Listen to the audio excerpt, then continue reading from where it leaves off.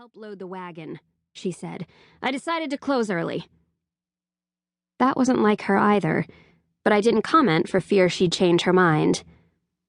"The sales have been low for everyone. Not many tourists out today," she explained. "We've sold out of the pumpkins and asters, but that's all." Even I could have predicted the decrease in traffic. I hurried on down the steps. "Bee!"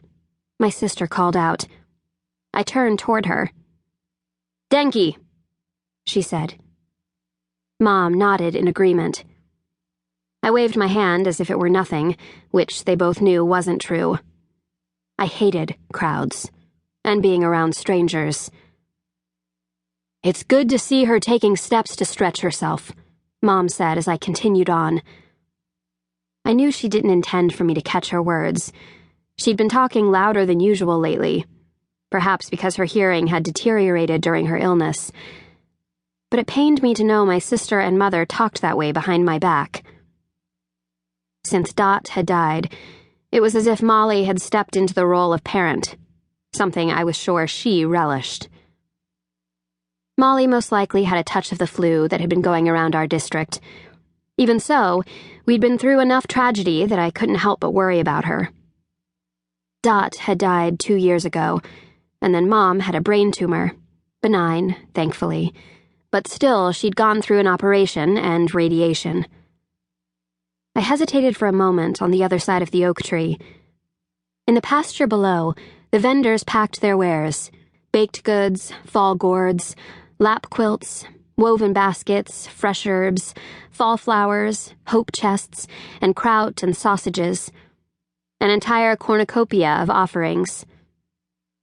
I had often observed the market while I did the wash on Saturday mornings, taking in the sights, sounds, and smells, thankful I didn't have to interact with the people. I inhaled and kept marching. Our yellow lab, named Love, escorted me to the trail and then stopped and looked up at me with her dark brown eyes. I gave her a pat, even though I wasn't much of a dog person, but I didn't bother to tell her to stay. She knew not to follow me. Not nearly as sure-footed as Molly, I confronted the steep slope, doing my best to keep my balance. I didn't possess the level of comfort my sister had with every inch of our land.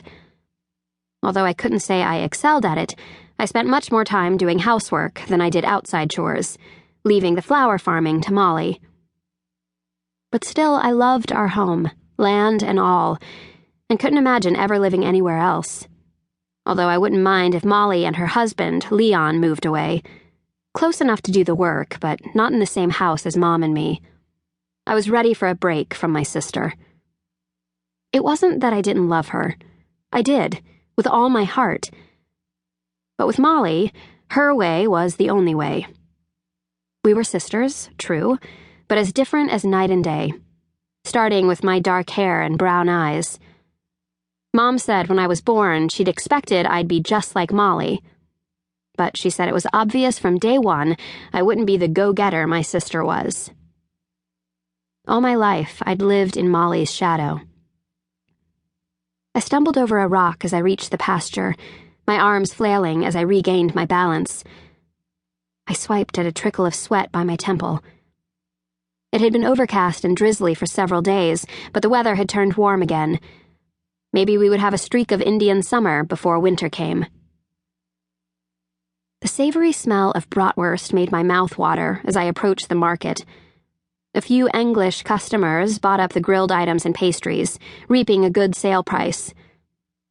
I kept my head down, hoping none of the vendors expected a conversation from me. My strategy worked.